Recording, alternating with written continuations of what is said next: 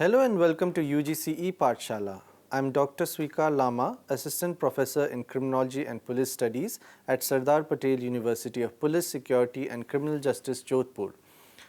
I'm going to present the module on police administration, concepts, organizational setup of Indian police, hierarchy, rank and file structure, power and authority, span of control, unity of command, recruitment and training.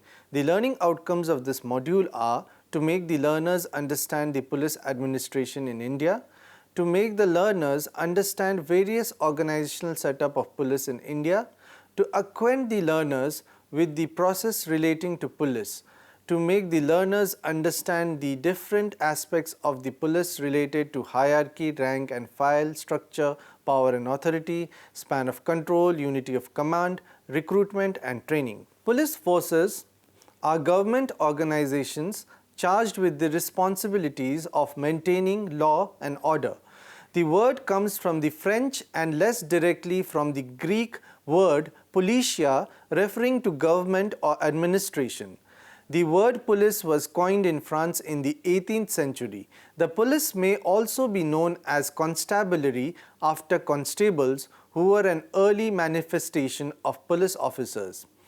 Police are often used as an emergency service and may provide a public safety function at large gatherings as well as in emergencies, disasters and search and rescue situations.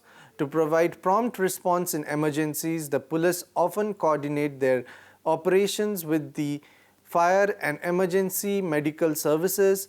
In many countries, there is a common emergency service number that allows the police, firefighters or medical services to summon to an emergency situation. Police are also responsible for reporting minor offences by issuing citations, which typically may result in the imposition of fines, particularly for violations of traffic law. Police sometimes involve themselves in the maintenance of public order even where no legal transgressions have occurred. In a very simple definition, police administration may be defined as the process, art and science of the management, supervision and ethical leadership of a police agency. Without effective administration, no organization, including a police agency, can function and fulfill its mission.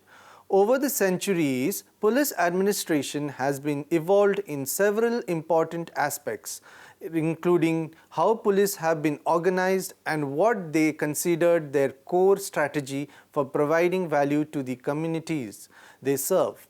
The common law system endured until as late as 1829, when the London Metropolitan Police was founded through the British Parliament enactment of the Metropolitan Police Act, an event that inspired similar developments in local police organizations within India. For example, for some years, British rulers set up a formal local police department in India by enactment of Police Act 1861. Now let us discuss about the organizational setup of Indian police. The police in India is a state subject and its organization and working are governed by the rules and regulations framed by the state government. These rules and regulations are outlined in the police manuals of the state police forces. Each state or union territory has its separate police force.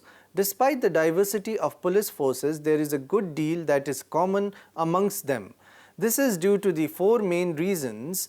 The structure and working of the state police forces are governed by the Police Act of 1861, which is applicable in most parts of the country, or by the state police acts modelled mostly on the 1861 legislation. Major criminal laws like the Indian Penal Code, the Code of Criminal Procedure, the Indian Evidence Act, etc. are uniformly applicable to almost all parts of the country. The Indian Police Service (IPS) is an all-India service which is recruited, trained and managed by the central government and which provides the bulk of senior officers to the state police forces. The quasi-federal character of the Indian polity with specific provisions in the Constitution allows a coordinating and counselling role for the centre in police matters and even authorizes it to set up certain central police organizations. Let us talk about the organizational structure of police. Superintendence over the police force in the state is exercised by the state government. The head of the police force in the state is the Director General of Police (DGP), who is responsible to the state government for the administration of the police force in the state and for advising the government on police matters. First, we will discuss about field establishment. States are divided territorially into administrative units known as districts. An officer of the rank of Superintendent of Police heads the district police force. A group of districts form a range which is looked after by an officer of the rank of Deputy Inspector General of Police. Some states have zones comprising 2 or more ranges under the charge of an officer of the rank of an Inspector General of Police. Every district is divided into subdivisions. A subdivision is under the charge of an officer of the rank of a ASP or DYSP. Every subdivision is further divided into a number of police stations depending on its area population and volume of crime. Between the police station and the subdivision, there are police circles in some states, each circle headed generally by an inspector of police. The police station is the basic unit of police administration in a district. Under the Criminal Procedure Code, all crime has to be recorded at the police station and all preventive, investigative and law and order work is done from there. A police station is divided into a number of beats which are assigned to constables for patrolling, surveillance, collection of intelligence, etc. The officer in charge of a police station is an inspector of police, particularly in cities and metropolitan areas. Even in other places, the bigger police stations in terms of area, population, crime or law and order problems are placed under the charge of an inspector of police. In rural areas or smaller police stations, the officer in charge is usually a sub-inspector of police.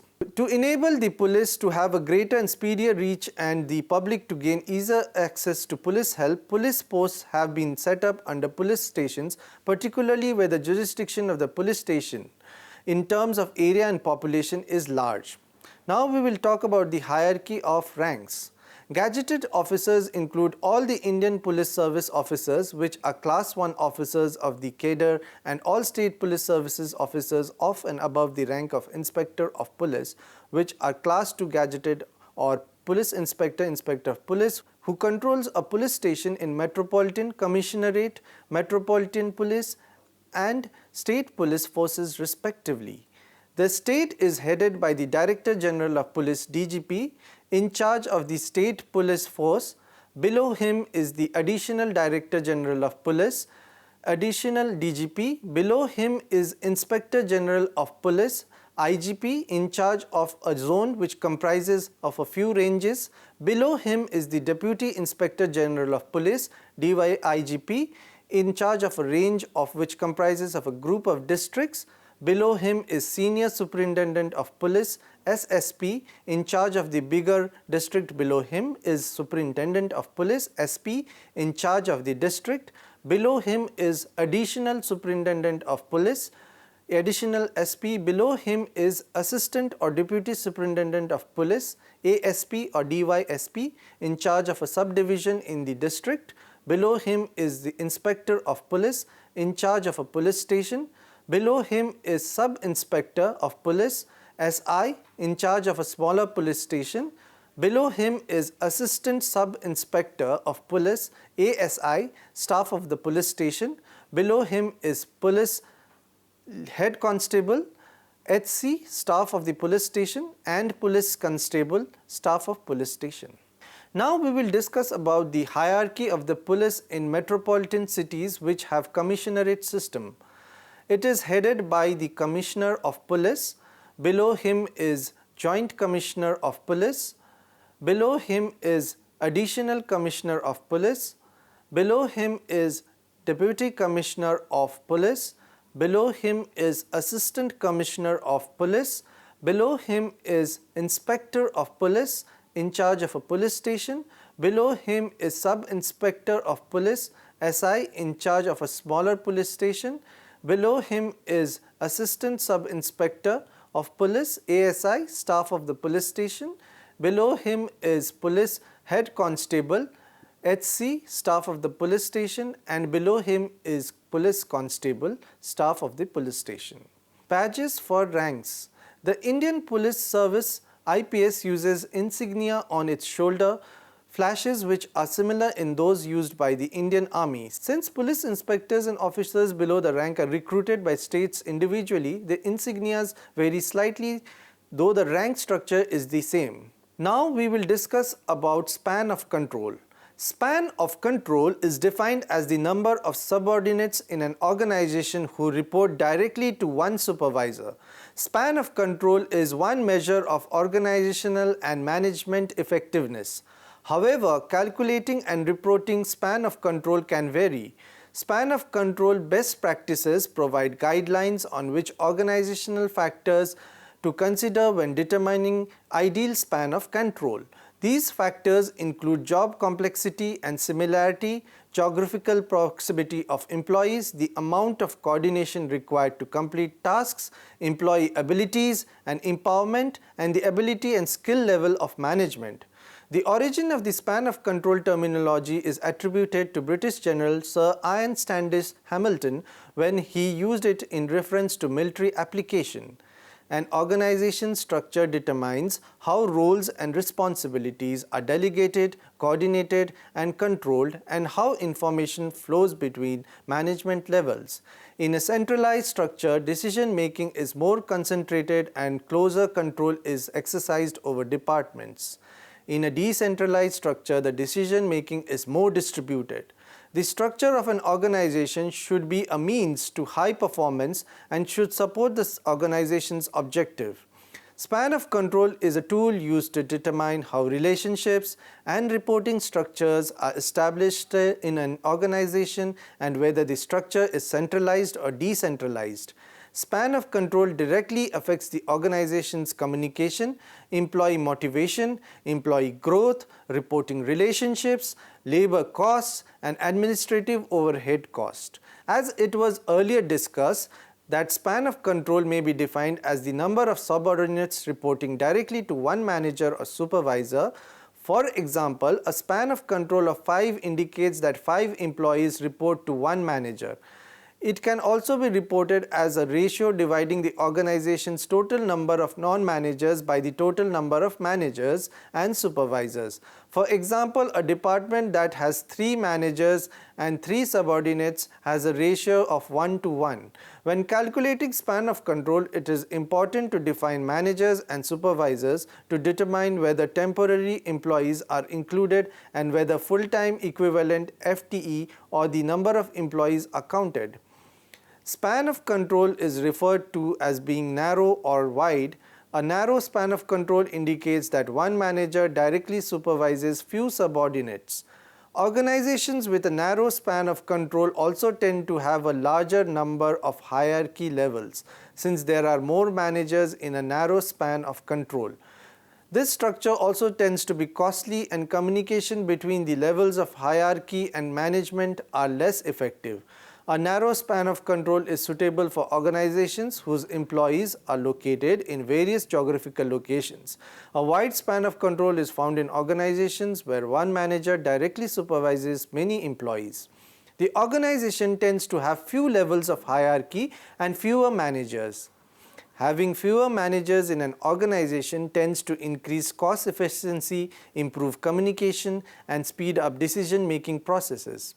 Early organizational management literature and guidelines focused on determining the optimal span of control number that would apply to all organizations. Span of control guidelines and best practices indicate that a flatter organization is more efficient and productive and has better communication between management levels. However, over time, span of control guidelines have evolved to stress that it is best for each organization to determine its ideal span of control. Span of control is dependent on many factors which an organization needs to consider when determining the ideal span of control. In examining the span of control in police, the department has a hierarchical structure with the police constable and the Director General of Police at the two extremes of the organization. The base of the police organization is very heavy, with constabulary accounting for about 85% of the total strength. The upper subordinates, that is inspectors, sub-inspectors and assistant sub-inspectors, constitute about 14% of total strength. The officers from the rank of DYSP, ASP to the DGP account for less than 1% of the total police strength. Now we will discuss about the system of dual control at the district level. Section 3 of the Police Act 1861 vested the superintendents of the state police force in the state government. A system of dual control at the district level is introduced under Section 4. It places the police forces under the district superintendent of police but subject to the general control and direction of the district magistrate. The district magistrate was not a professional but a general administrator whose charter included not merely the executive but even some judicial functions. This was done deliberately because the functioning of the district magistrate as the chief officer of the district was considered essential for the maintenance of British rule in India. The British had realized that to perpetuate their rule in the country, they must have a police force that was totally subservient to the executive. Thus, a system of dual control at the local level was introduced, one under the head of the police forces in the district and the other under the chief executive of the district, that is the district magistrate. Now, what is unity of command? Unity of command is a classic principle of management that is used in many hierarchical organizations such as the military, government agencies and corporations. Unity of command holds that an employee should only be answerable to one person. In other words, unity of command provides that an employee is responsible to only one supervisor, who in turn is responsible to only one supervisor, and so on up the organization at hierarchy. This is true even if the top of the organization is led by a group of people. This principle states that an individual should get orders from a single superior so that he does not get confused and can discharge his duties effectively. Police organizations, like all organizations, rely on distinctive structural forms and management processes to maintain accountability. Characteristically, their structures are centralized with functionally defined programs, bureaus, and the management processes emphasize pre-service training in elaborate command and control mechanisms. In many respects, police organizations have typified the classical command and control organization that emphasizes top-level decision-making. Flow of orders from executives down to the line personnel, flow of information up from line personnel to executives, layers of dense supervision, unity of command, elaborate rules and regulation, elimination of discretion and simplification of work tasks. Now we will talk about recruitment and training. Recruitment to the state police is done generally at three levels: constable, sub-inspector or assistant sub-inspector and deputy superintendent of police. In addition, there is recruitment to the IPS at the level of Assistant Superintendent of Police.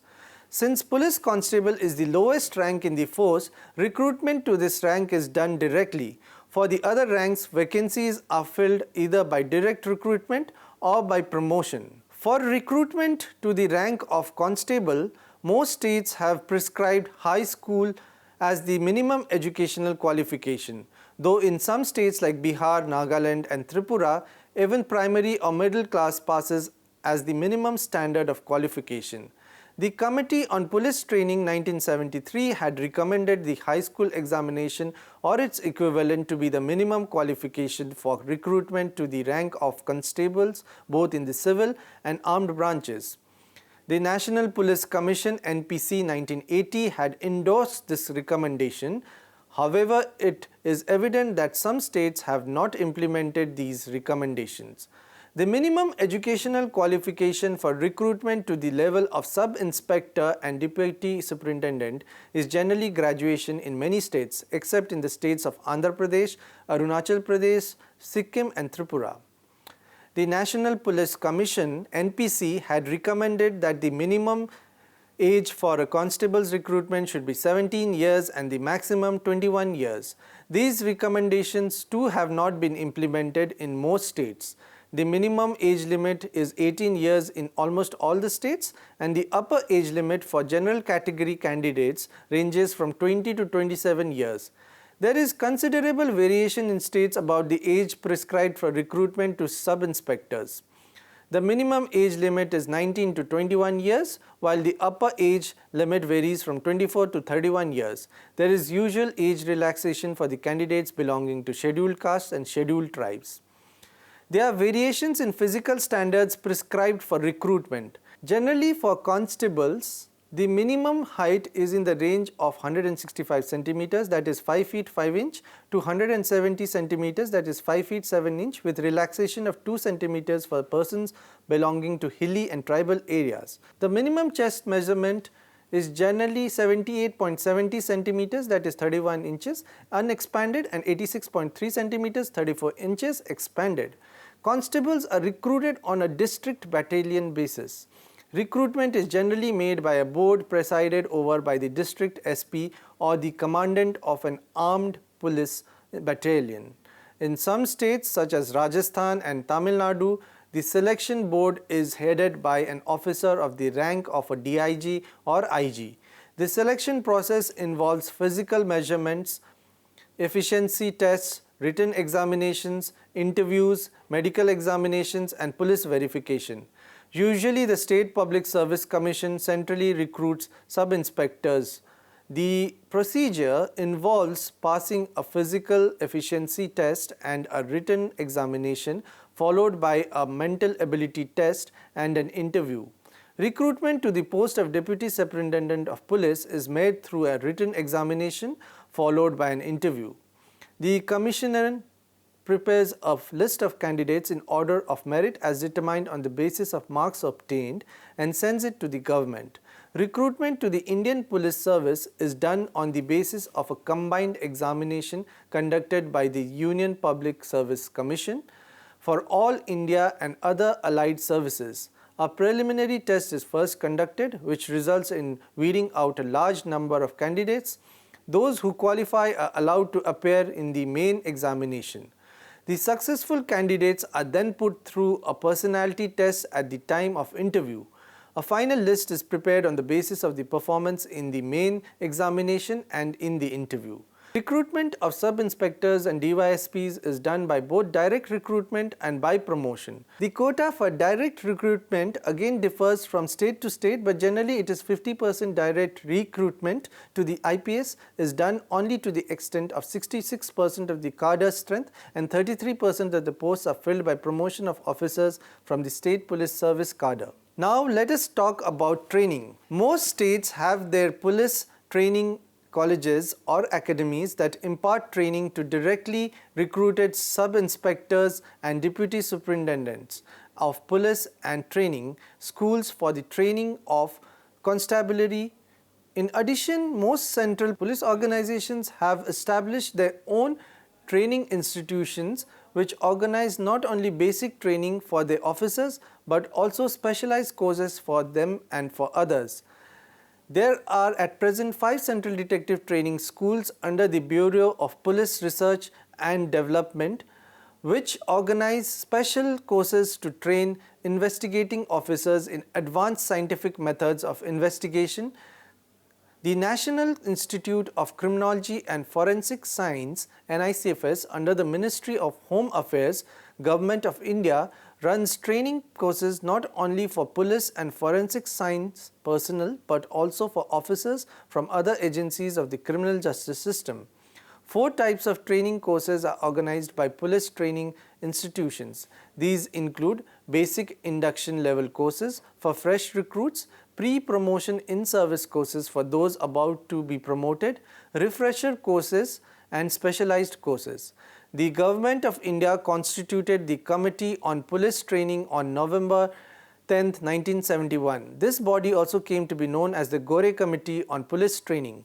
As Professor M.S. Gore, a famous Indian social scientist and former director of the Tata Institute of Social Sciences, Bombay, was its chairman. In its addition, Mr. M.M.L.L. Huja, the former director of the Intelligence Bureau, was vice chairman, along with 9 members including eminent police officers, academicians and bureaucrats. Its member secretary was Dr. A. Gupta, the first director of the Bureau of Police Research and Development. Ministry of Home Affairs.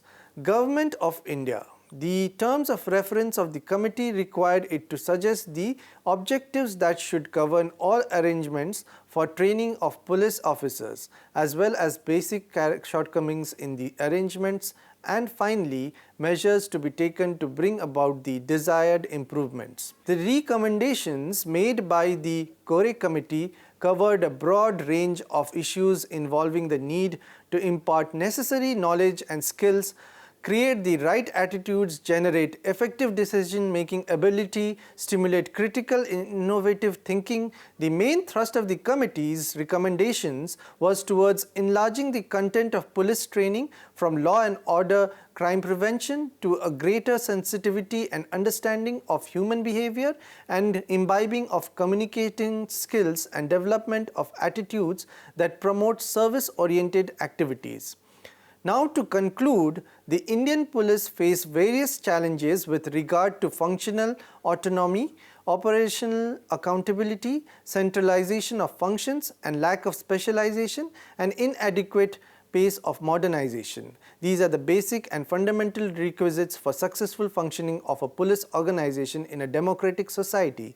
Various efforts have been made to evaluate and analyze the factors responsible for bringing about the requisite reforms in the police department, and even concrete and well-meaning recommendations of various commissions and committees are available to bring about the requisite improvements. Democratization, decentralization, professionalism, specialization, modernization, management, orientation and autonomy recognition are some of the methods which can enable the Indian police to face and tackle the various challenges being faced by them.